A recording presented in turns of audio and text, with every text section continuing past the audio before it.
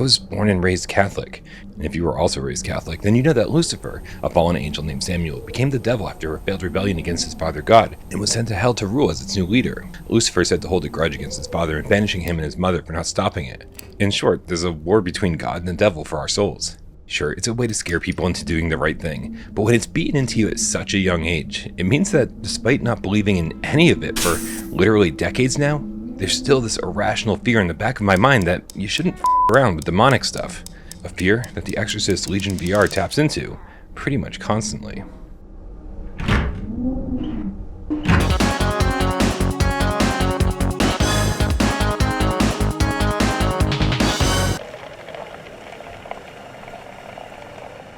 As a tie into the third Exorcist movie, Legion VR puts you into the role of a Boston police detective, investigating some disturbances around town. And the way that it's set up is your first clue that Legion VR was previously released as individual episodes. The police station is your little hub world, with a trophy room that slowly fills up with collectibles, but your office in the back basically functions as a menu screen that lets you access each case one by one. After selecting a chapter, the screen fades to black, you get a bit of audio transition, a little bit of text, and then you fade back in at the chapter's location. Chapter 1 First Rites takes you to a church that's been desecrated, and without spoiling anything, it soon becomes clear that whoever or whatever's to blame here is still present.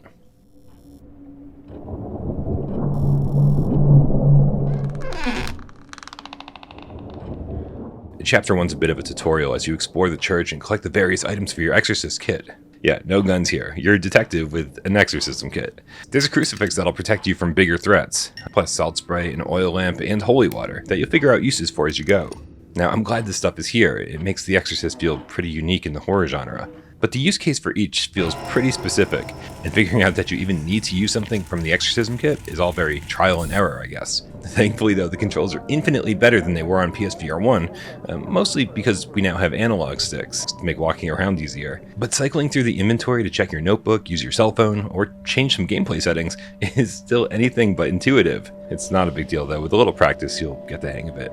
Because of the way the controls are mapped, you can only walk forwards and backwards with the inventory open, and typical for a Wolf and Wood game, the interactions are a little wonky. You can grab a ton of items in the environment, but nothing you're holding ever sits in your hands exactly right. And maybe it's weird to say, but the headset and controller haptics feel, I don't know, generic? You'd think that sliding open giant steel doors would give you a ton of feedback, but there's nothing. I would have loved if the developers got creative and delivered subtle vibrations when you hear whispers in the dark or when something randomly falls from across the room. But the haptics generally only show up during the big, explosive moments, and randomly when you play chess. They could have done so much more with this.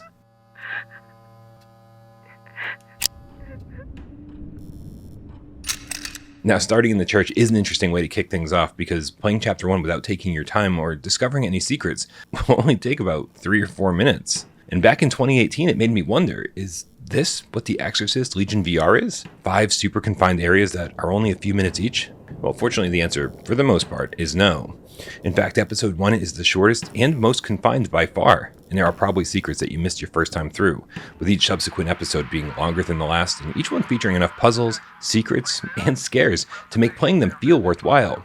Now, most of these areas are small, with each location consisting of only a few rooms at most. Grand total, it shouldn't take you more than 3 hours or so to see the church, the asylum, the residence, the morgue, and the grand finale in the tomb. The short runtime was far more acceptable in 2018 when VR was still new, and we wanted to play everything we could get our hands on. I think we dealt with it because it was all we had.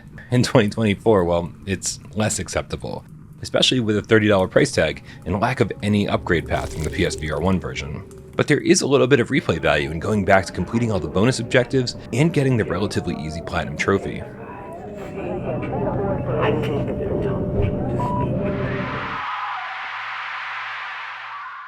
The game's pretty light on narrative, allowing some radio communications and environmental storytelling to do most of the heavy lifting, with a few bonus things to do back at the precinct between episodes.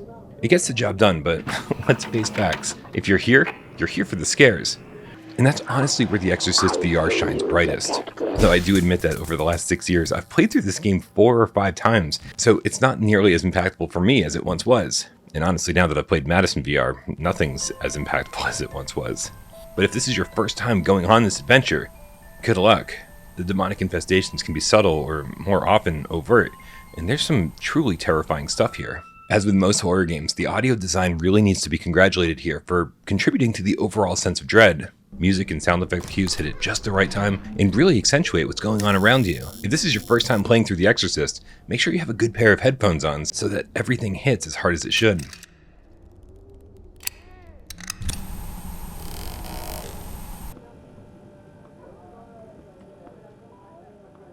Now, you might have heard me complain on Gamescast that the PSVR2 port of The Exorcist stuttered constantly to the point that I personally considered it unplayable.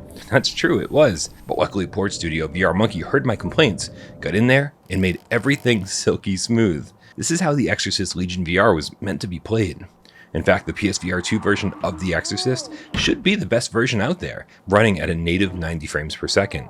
The environments have always looked good, something we considered practically photorealistic last gen. But as you can probably see from the social screen output, The Exorcist is a very, very dark game. And that's fine. We've seen games like Propagation, Paradise Hotel, and Madison VR navigate the darkness in the true blacks of an OLED panel with barely a hint of Murrah. But for whatever reason, that's not the case here. It feels like it was really heavy in the first episode, and then gradually got better, which means I probably just got used to seeing it. But either way, if you are easily distracted by Murrah, you're going to be distracted a lot in The Exorcist.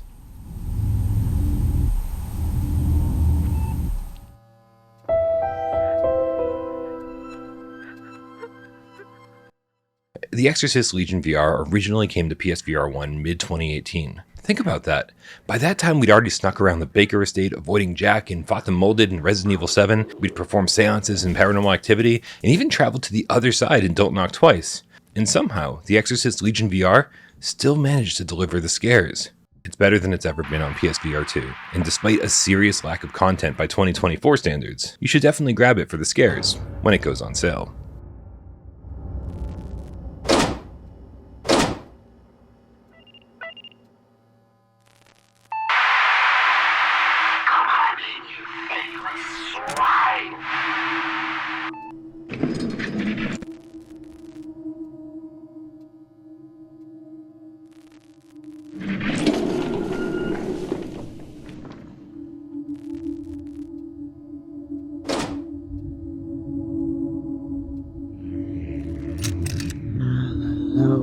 Detective.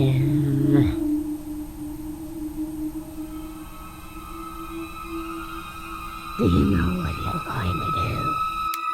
Did Daddy find you some new toys?